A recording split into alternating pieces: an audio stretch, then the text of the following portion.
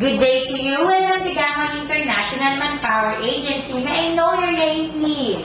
Good day, ma'am and sir. My name is Annalisa Dial. How old are you, Miss Annalisa? I'm 27 years Are old. you married? I'm a single. What is your educational attainment? I'm high school graduate. Do you have experience working as a helper? Yes, ma'am. I have 3 employers. Okay, with your first employer, where did you work? Here in the Philippines, in Cabanatuan City. How many members of the family? They have 3 members of the family, couple, and 1 kid. Okay, how old is that kid? 1 year old. Okay, so how about info A? There's a 5 members of the family, Who are they? the 3 kids, and the couple. How old are those kids? The youngest is 1 year old, 3 year old, and 7 years old. Okay. So, one of their parent is disabled, right? Yes, ma'am. Is it the female or the male employer? My madam employer. Okay. Why is she sick?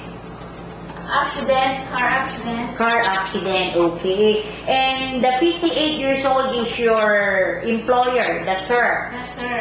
Okay. The sir is still healthy. Yes, ma'am. Okay. How about in Alabang, Philippines, on the third employer, how many members of the family? They have 3 members of the family, the grandmother, and the mother, and 1 kid. How old is that kid? 1 year old. Alright. So, the mother also here is disabled. Yes, ma'am. Yes, ma'am. She is a bedridden. Okay. With these 3 employers, what are your main duties? My responsibilities in duty are cleaning, ironing, and take care of baby, sometimes car washing, and pet. Take care of Okay. pet. So, are you the one to sleep with this 1-year-old? Sometimes if the mother is not around, So, if this 1-year-old or this baby cries in the night time, what will you do? first I check the diaper, and I check it if already wet, and check the time. Is the baby's time for feeding milk? So, if the baby still cries in the night time, what will you do? First, I check the temperature. So, if you find out that the baby is sick, I first inform to my employer immediately. okay. So, how do you take good care of these disabled persons?